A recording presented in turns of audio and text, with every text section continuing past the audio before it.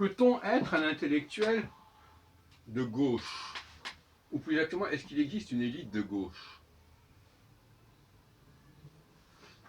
Je pense que c'est une sorte d'oxymore, les notions d'élite de gauche. La gauche, c'est le contraire de l'élite, la gauche. La gauche, c'est le peuple, avec son vieux consensus, son conservatisme, ses pratiques collectives ancestrales, son surmoi ancestral, en fin de compte, voilà, surmoi. Le surmoi, il faut adopter les valeurs du consensus, de l'ancien consensus. Et dès que l'on se place dans ce sens-là, évidemment, beaucoup d'intellectuels sont piégés par leur itinéraire personnel. Que ce soit Finkielkraut, avec son processus d'intégration euh, qui, qui est véhiculé par son histoire familiale, où il faut apprendre à s'intégrer, s'assimiler, etc.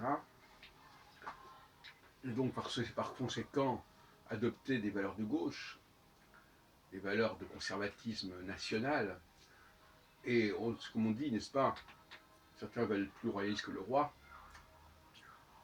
ou que je sois avec Onfray dans une famille très, très pauvre, très précaire, en tout cas au bas de l'échelle sociale, et donc là encore, euh, dont les objectifs, dont les horizons, c'est l'intégration, c'est la culture, les horizons plus ou moins lointains d'ailleurs. Et lui, il va aller dans ce sens aussi, donc il va être aussi pris dans une forme d'intégration sociale. Et c'est curieux que tous ces personnages qui se situent à gauche et qui, effectivement, appartiennent à une certaine élite, ont un discours hybride, parce qu'à la fois ils incarnent une certaine élite et à la fois ils ont une idéologie sociale, je ne dirais pas conservatrice finalement, nationaliste, d'où les attaques de M. Onfray contre le Maastricht, hein, contre que voilà, il faut préserver la nation, les valeurs du pays, etc. On a l'impression d'entendre Marine Le Pen, qui elle-même aussi, à mon avis, est à gauche à ce niveau-là, et qui cherche des alibis à gauche. En tout cas, tout ça me met mal à l'aise, en fait. Il vaut mieux à ce moment-là les syndicats, le syndicaliste qui représente les valeurs de la base. Maintenant, avec une élite de gauche, ça ne ressemble à rien, c'est un oxymore. L'élite est fondamentalement à droite. Et à ce sujet, je dirais que cette espèce d'allergie à l'encontre de la supranationalité, qui est par définition le propre même de l'Union européenne, par définition, n'est-ce pas, depuis donc une soixantaine d'années, au milieu des années 50, milieu des années 2010, etc., traité de Rome, etc.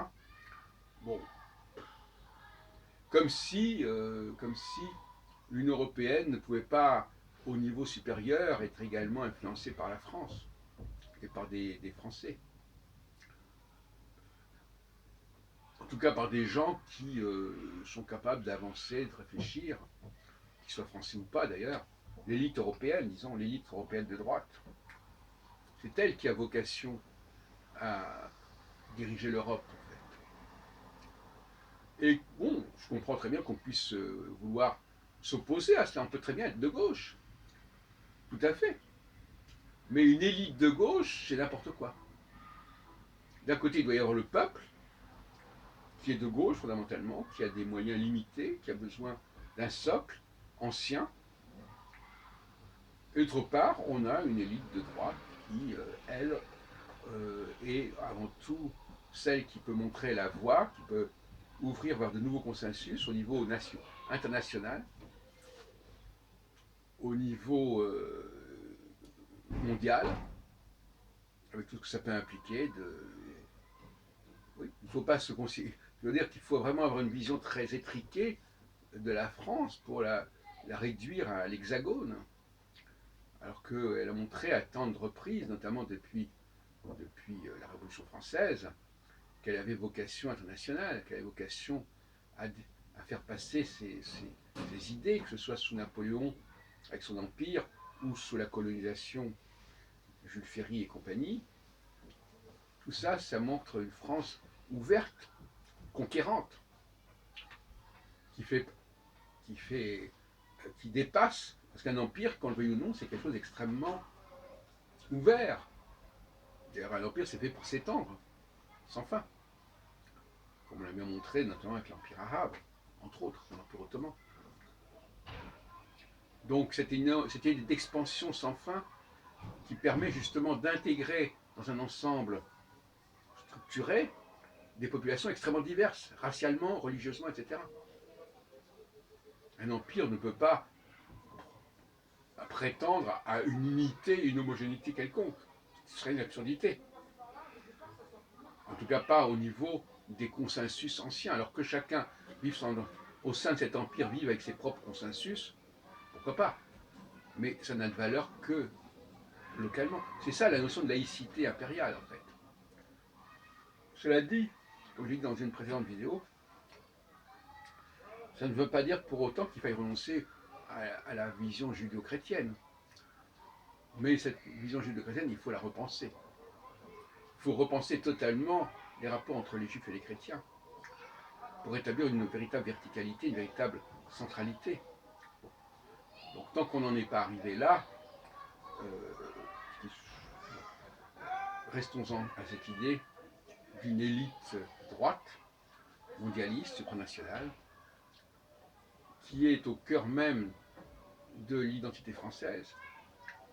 Car n'oublions pas qu'avant la Révolution, il y a eu d'autres colonisations françaises, dont le Québec est encore actuellement l'émanation la plus frappante, mais ça a été beaucoup plus loin que ça.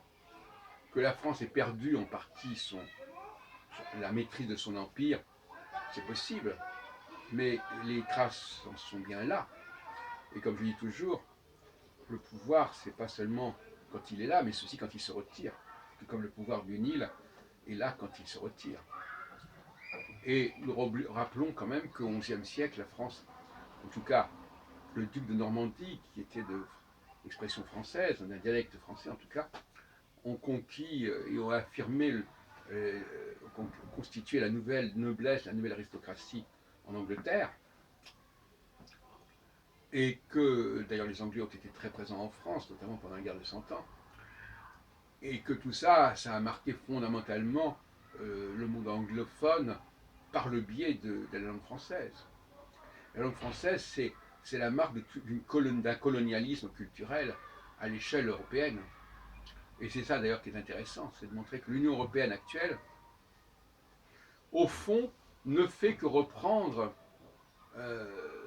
des problématiques impériales qui sont nullement étrangères à la France et à l'esprit de la France. La France n'est pas un petit pays replié sur lui-même. Et d'ailleurs, la France elle-même, en tant qu'entité, c'est déjà un empire.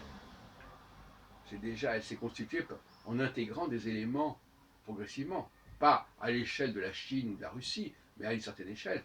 Et elle l'a fait aussi, bien entendu, en rayonnant largement, tout tant au nord de l'Europe, à nord et à l'est de l'Europe, qu'au sud de la Méditerranée, notamment au Maghreb, etc. Donc, sans parler de la Turquie et de la Méditerranée. Et donc, je répète encore une fois, nier que la France est une vocation mondiale, une vocation supranationale, alors que ce sont en partie des Français qui ont voulu l'Union européenne, et ils l'ont voulu justement, ils ont voulu la faire avec les ennemis de la veille, l'Allemagne et l'Italie, qui 10 ans plus tôt étaient encore en guerre avec la France. Et c'est quand même la France qui l'a voulu, c'est pas C'était la France qui l'a voulu, parce que si elle ne l'avait pas voulu, ça ne se serait pas fait. Ce n'est pas les vaincus allemands et italiens qui auraient pu l'obtenir. Ça n'a pas de sens. Au contraire, on pensait ainsi, par la France, contrôler ses anciens adversaires. Donc voilà, il y a un contresens majeur de la part de M. Onfray sur l'identité française. Il n'en prend pas toute la mesure. L'immigration, certes, fait problème, mais en même temps, elle n'est jamais qu'une forme particulière de l'impérialité française. Ces Maghrébins qui viennent en France, qu'est-ce qui se serait passé si la France avait gardé l'Algérie? Non, il faut essayer de penser comme ça. Eh bien voilà, tout simplement. Si la France a jugé bon d'annexer l'Algérie et l'intégrer même dans son système départemental, voilà, c'est qu'elle a pensé que c'était possible d'avoir des Algériens et des musulmans dans sa structure. Alors, ne soyons pas hypocrites. La France a parfaitement assumé la nécessité, la possibilité d'intégrer des musulmans. Alors, elle préférait peut-être les garder de l'autre côté de la Méditerranée, mais globalement, le principe d'une France comportant des millions de musulmans était accepté, même si ces musulmans n'avaient pas reçu exactement les mêmes droits et les mêmes statuts que les autres Français, ils étaient néanmoins intégrés au sein de la France. Bon. Donc, M. Onfray et M. Zemmour, qui prétendent connaître bien l'histoire, feraient bien de réviser un peu leur copie au niveau de leur critique de l'Europe et de l'immigration.